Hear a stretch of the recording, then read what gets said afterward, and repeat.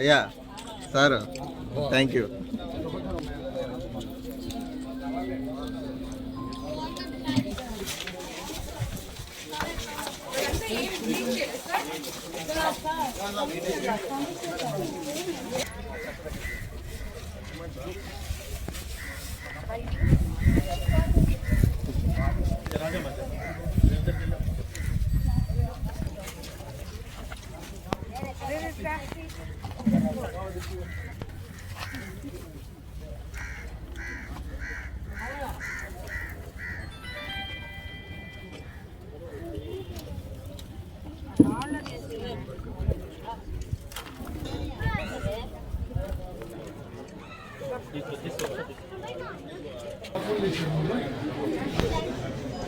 Sir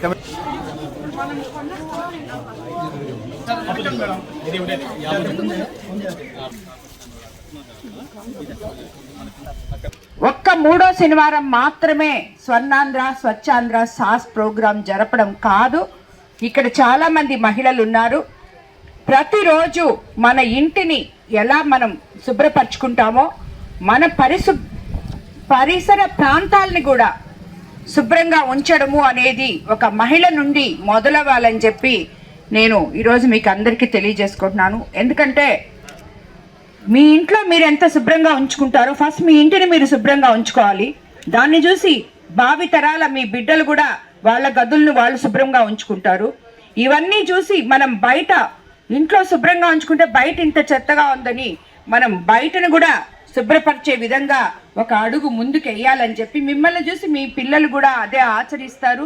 ప్రతి పౌరుడు కూడా ఆ వీధిలో ఉన్నవాడు వాళ్ళ ఇంటి ముందు నీట్గా ఉంది, మా ఇంటి ముందు సరిగా లేదు అని చెప్పే విధంగా పోటీ పడి మరి ఆ పరిసర ప్రాంతాలని శుభ్రపరచుకుంటారు. ఇవన్నీ కూడా మనం రాబోయే తరాల వాళ్ళకి అందించే బంగారు భవిష్యత్తులో ఒక బాట లాంటిదని చెప్పి మీరందరూ గుర్తుపెట్టుకోవాలి. దీని గురించే మన స్వర్ణాంధ్ర 2047 సంకల్పంతో భాగంగా ప్రతి నెల మూడో శనివారం నిర్వహిస్తున్న స్వర్ణాంధ్ర కార్యక్రమం అనే లక్ష్యం ఒక్కటే మనది. మన పరిసరాలను శుభ్రంగా ఉంచడమే. మన ముఖ్యమంత్రి చంద్రబాబు నాయుడు గారు కూడా తానే పాల్గొని ప్రతి దగ్గర కూడా ప్రతి ఒక్కరికి అవగాహన కల్పించే విధంగా ఈ కార్యక్రమాన్ని చేస్తున్నారు. కాబట్టి ప్రతి ఒక్కరు కూడా ఇందులో పాలు పంచుకోవాలని చెప్పి మీకు అందరికీ నేను తెలియజేసుకుంటూ, అట్లాగే ఇంట్లోని తడి చెత్త పొడి చెత్తను వేరు చేయాలి. సాధ్యమైన చోట కంపోజింగ్ ప్రోత్సహించాలి. సింగిల్ యూజ్ ప్లాస్టిక్ ని కూడా తగ్గించుకోవాలి. నీటిని విద్యుత్తును వృధా చేయకుండా పొదుపుగా కూడా వాడుకోవాలని చెప్పి చెప్తున్నాను.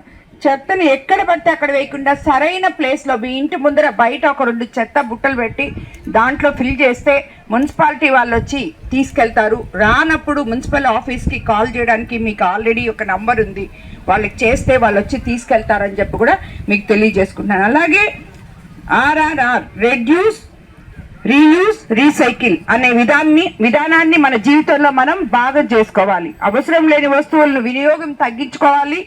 ఉపయోగించగల వస్తువులను మళ్ళీ ఉపయోగించడం, రీసైకిల్ చేయగల వ్యర్థాలను సరైన విధంగా రీసైకిల్ చేయడం ప్రతి ఒక్కరి బాధ్యత అని చెప్పి నేను మీకు ఇందు మూలంగా తెలియజేసుకుంటున్నాను. సమస్యగా చూడకుండా బాధ్యత అని చెప్పి నేను తెలియజేసుకుంటూ, ఈరోజు ఈ కార్యక్రమంలో పాల్గొన్న ప్రతి ఒక్కరూ ప్రతిరోజు ఈ కార్యక్రమాన్ని చేయాలని చెప్పి నేను కోరుకుంటూ